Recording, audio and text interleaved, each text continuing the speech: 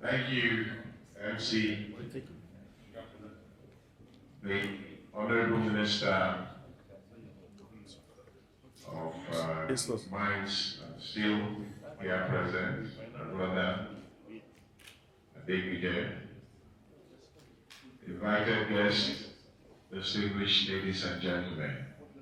I think the word keynote is a bit heavy for me, because if it's keynote, it means I will take 1 hour to deliver the keynote.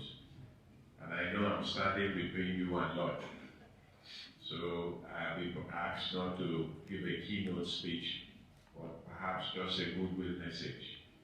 So permit me, if you will, because I don't want to stand in between you and lunch. Let me give a goodwill message and reserve the keynote when people want to sleep so that I can keep them awake. First, the Nigerian African Natural Resources and Energy Investment Summit. My sincere apologies to the Minister that I came in a bit late because I had to present a paper to the Federal Executive Council this morning. That's why I walked in late. When I look at the goals of the summit, which is financing of sustainable African natural resources and energy projects, which are key to energy transition, and also the promotion of trade and knowledge sharing between African nations, and policy and strategy development for natural resource sector as the world looks towards a greener future, and showcasing the best of Nigeria to the continent. I think these are very fundamental goals as outlined by this summit. I recall 2 weeks ago, we were in Angola for the Cape 8 oil and gas event. And that event sincerely focused on these topics that has been outlined here. Given the potential existential threat that we face in Africa, there is a need for African countries to come together and plan a strategy on how we respond to the threat to our natural resources. Today, everybody is talking about hydrocarbon as being the fuel that we don't want to deal with anymore. I think there was a mistake. They included gas as part of that discussion, but only recently they took it out because it in itself is a natural occurring substance. But there has not been any heavy discussion on other forms of minerals in Africa. I don't see them coming out with a resolution that they will no longer mine for gold in Africa.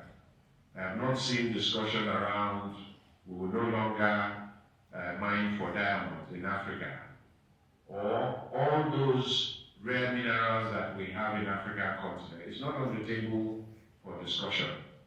If you happen to visit a mine site where they are mining, not a legal one, but the real mining, and you see the level of activities within a mine site in itself, you will stop and ask yourself, is there no challenge to the environment as a result of this activity?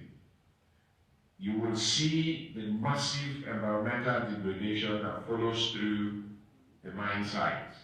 And at times you ask yourself, what will become of these sites when they finish? In the UK, as an example, most of those mine sites for coal and the rest of it all is what they are using for their underground today. Because they found out that there's nowhere to go. Having done that, they had to turn it into what you see today that you visit, and you see those underground tunnels and the rest. These were coal mines in those days. Sometimes you ask yourself, what will happen of this site? I visited some time ago South Africa, and I visited some of those mine sites, and I see the massive level of activities that go on in those places. And in that process, a lot of gas is also released into the atmosphere if indeed gas is challenging. Well, nobody is asking the question, what will happen to those sites when they finish? Where they dig up to 1,000 feet and the rest of it, what happened? Are they going to close them back? Of course not. But now the discussion is about hydropower as a fuel that is being challenged currently.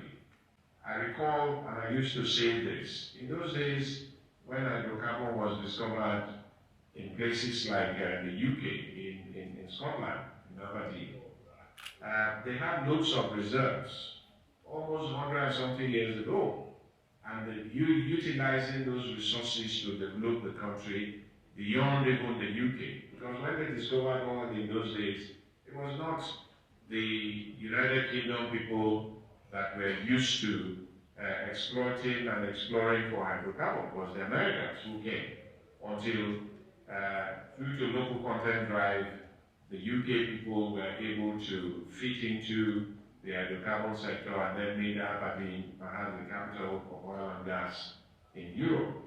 And they have exploited that resource to the hilt, in the sense that the reserves are depleted seriously.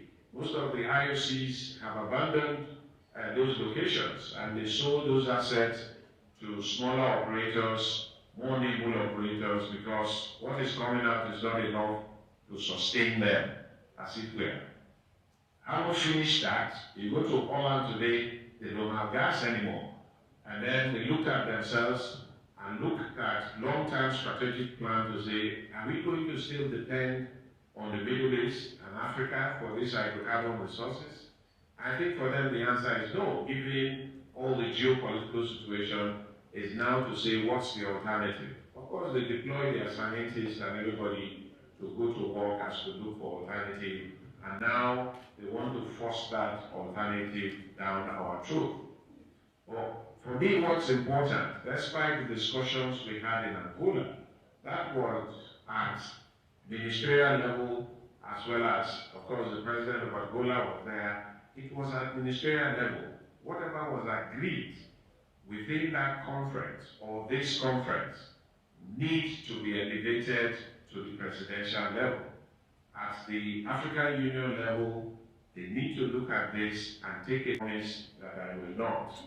But all I can say is that this is the right forum that we start the discussion, but we must elevate it beyond this level and see how it penetrates to our various presidents for them to understand the existential threat that we are faced with in Africa with regards to particularly oil and gas, and also our other minerals and natural resources that is not on the table for discussion.